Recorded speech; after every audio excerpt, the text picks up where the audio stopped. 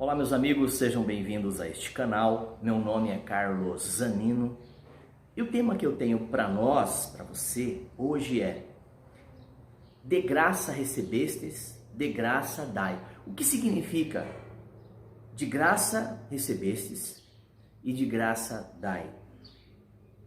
Mas antes que eu comece a falar, se você não é inscrito neste canal, por favor, ajude esse canal a crescer. Desde já eu agradeço. Entra neste canal, toque no sininho de notificações, porque aí essa plataforma, o YouTube, vai estar lembrando vocês de que eu tenho um vídeo novo, praticamente todos os dias um vídeo novo, seja na série daquilo que eu já tenho feito, ou individual, um assunto só. Sua crítica, o like ou dislike, no rodapé o que você achou do assunto, e só lembrando que você pode deixar aí uma sugestão.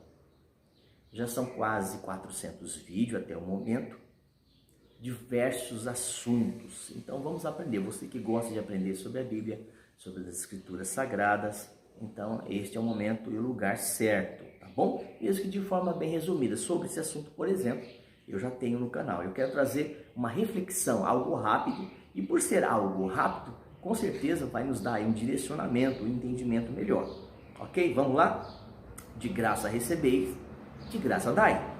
De graça receber, de graça dai. Vamos lá então comigo? A frase de graça recebestes, de graça dai, significa em linhas gerais que os seguidores de Cristo nunca devem comercializar o poder que receberam da parte do Senhor para anunciar o Evangelho. Pela graça do reino e todas as bênçãos envolvidas nele. É recebido pelos crentes gratuitamente e estes não podem oferecê-lo como um tipo de mercadoria. Infelizmente, isso tem acontecido desde os tempos que começou a igreja. Tá? Já que a igreja do Novo Testamento, obviamente que a palavra igreja, eclesia, ela começou a partir de Atos dos Apóstolos, Atos 2 em diante. Nos evangelhos você já começa a ouvir da igreja. Jesus já fala sobre esta igreja, mas ainda não é a igreja que foi batizada, selada com o Espírito Santo. Porque a partir de Atos dos Apóstolos em diante é que começou a igreja e a transição do judaísmo para o cristianismo, do judaísmo para a igreja gentílica agora alcançada, porque o judeu rejeitou o Messias. Então essa graça, essa benevolência, essa dádiva, esse presente, chegou até o gentio que somos nós, igreja gentílica, a grosso modo. Por que eu estou citando isso? Para vocês terem uma ideia do que eu quero falar. Senão, de repente, você não vai pegar o entendimento, tá? Então, mas essa frase precisa ser interpretada à luz do seu contexto. Texto fora de contexto vira pretexto, tá? Para toda sorte de males e de confusões. Então a conclusão ou as conclusões que nós podemos tirar aí, que embora esse princípio funcione ou tenha validade, ele é aplicado à vida cristã em geral, porque ele faz parte das instruções do Senhor aos seus 12 discípulos. Só lembrando que a era apostólica já passou.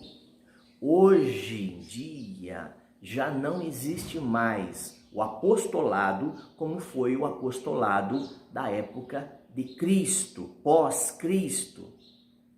Só lembrando isso. Então, tem um pessoal aí, uns líderes que pegam títulos para si mesmo, tá? Então, esses títulos de apóstolo, dessa modernidade pós-reformadores, tá? Então eles pegam para si o título de apóstolos, tá? As igrejas neopentecostais, só para a gente ter uma ideia do que eu vou falar.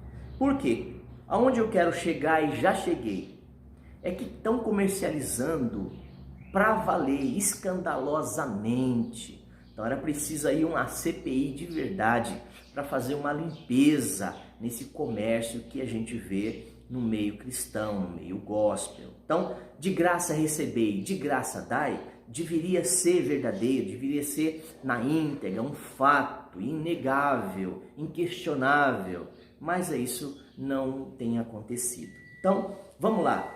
Foi comissionado uma tarefa missionária e Jesus mesmo disse: curai os enfermos, limpai os leprosos, ressuscitai até os mortos, expulsai os demônios, de graça recebestes, de graça dai.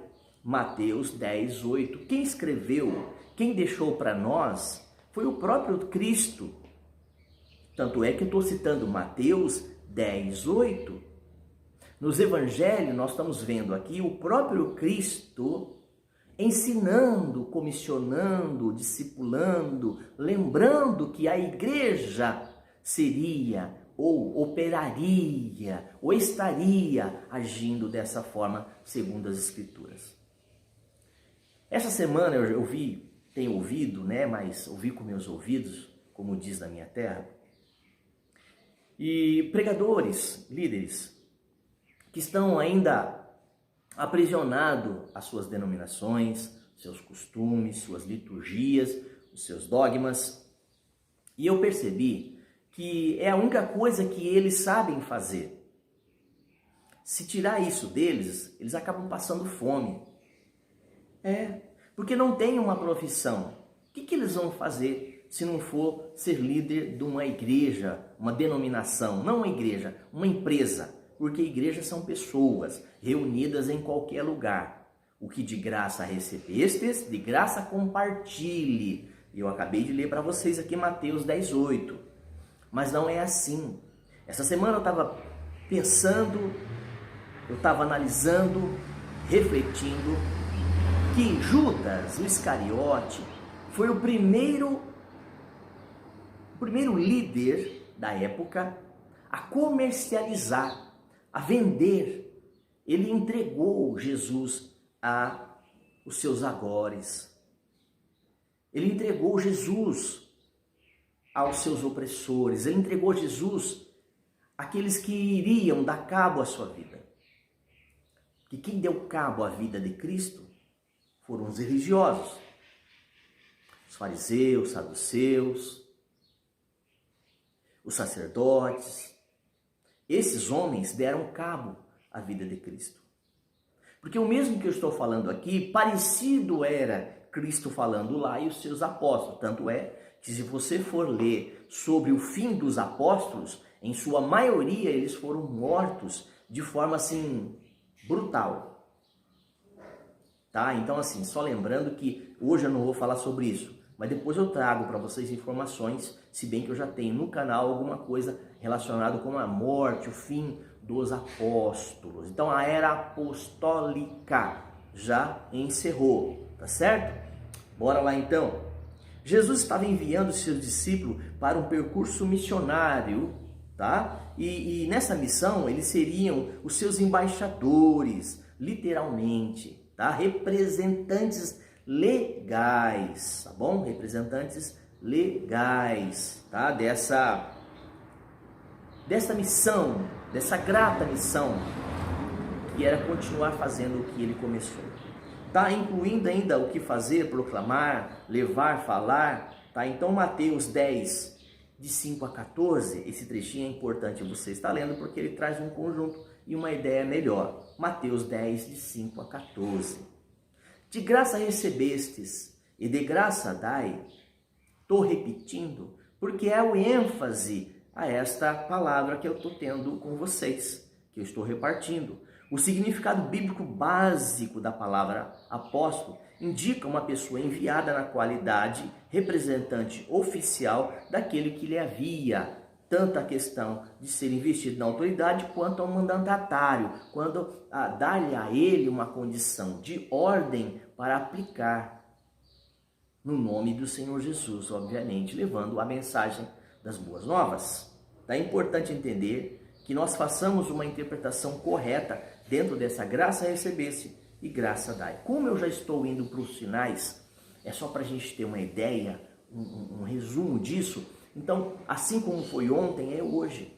Então, Judas, ele vendeu a Cristo, entregou Jesus aos seus algozes por 30 moedas. Era o preço de um escravo. Era o valor, entre aspas, de um escravo. Então hoje fazem o mesmo, entregam, vendem, barganham Jesus. Hoje vendem e barganham o Evangelho. Hoje não fazem mais por amor, mas fazem por emprego. Hoje a função da maioria desses líderes é serem empregados. É o salário deles, é o ganha-pão deles, é isso. Tá? É serem assalariados. São homens que são pagos ou que recebem para venderem. Porque quando uma pessoa faz isso por amor, o dinheiro não tem a primazia. Ele pode ter se ajudado, não tem problema nisso. Ele pode ser ajudado. Porque se ele está fazendo na íntegra, se ele faz isso, se você percebe que ele faz isso de coração, é um líder que ensina, que não tem medo de ensinar. Mas para que isso aconteça, ele não deve estar dentro de uma denominação dessas que nós estamos acostumados a ver. Principalmente as neopentecostais. Pentecostais também, tá? E até mesmo as históricas, as igrejas históricas, tá bom?